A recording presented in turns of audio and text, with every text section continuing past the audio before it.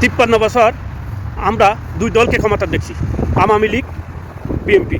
কথা বাস্তব না, যা বলি সত্যি বলি, চোখের দেখার কথা বলি। আসসালামু আলাইকুম। যদি ভালো লাগে শেয়ার দিয়ে পাশে থাকবেন, সাথে সাথে ভালোবাসা পাবেন। কথাগুলো শুনে যাবেন। আমরা আজও কি জামাতকে ক্ষমতা টানছি? না। তাহলে জামাতকে আমরা কীভাবে খারাপ বলতে পারবো? কোনোদিন পারবো না। তারা তখন ঋণ খেলাপ করে নাই, দেশের টাকা পাচার করে নাই। দুই দল তো আসছিল ক্ষমতার মধ্যে, আওয়ামী লীগ, বিএনপি। তো জামাতকে আমরা কীভাবে খারাপ বলতে পারবো? না। জামাতকে একবার ক্ষমতা টানলে তাহলে খারাপ বলতে পারবো। আমি কোনো দল করি না, আমি কোনো দলকে ভালোবাসি না। আমি যারে ভালো লাগবে তারে ভোট দেব।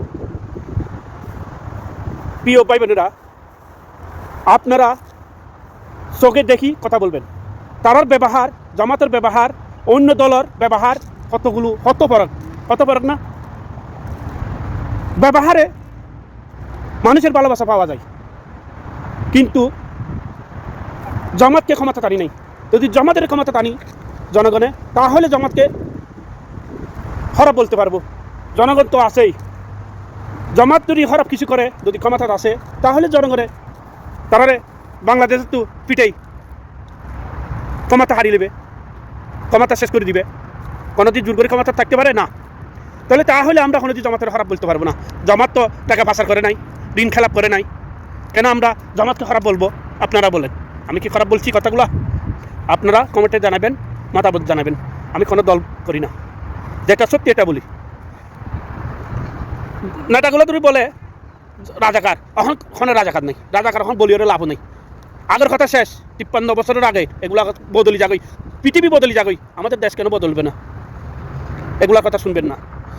জামাতকে যদি ক্ষমতা টানেন, তাহলে বুঝতে পারবো জামাত খারাপ ভালো। ক্ষমতা না আনি কীভাবে বুঝবো জামাত খারাপ ভালো না? তাই অগ্নি কথা হয়ে লাভ কি? এগুলোর কথা শোনা যাবে না। এগুলোতে স্বার্থবাদী, এগুলোতে সবচেয়ে নিজের স্বার্থের জন্য সব কিছু বলবে, জনগণকে বোকা বানাবে। এখন কি জনগণ বোকা আছে? না, আমরা আগে বোকা ছিলাম, এখন বোকা নাই।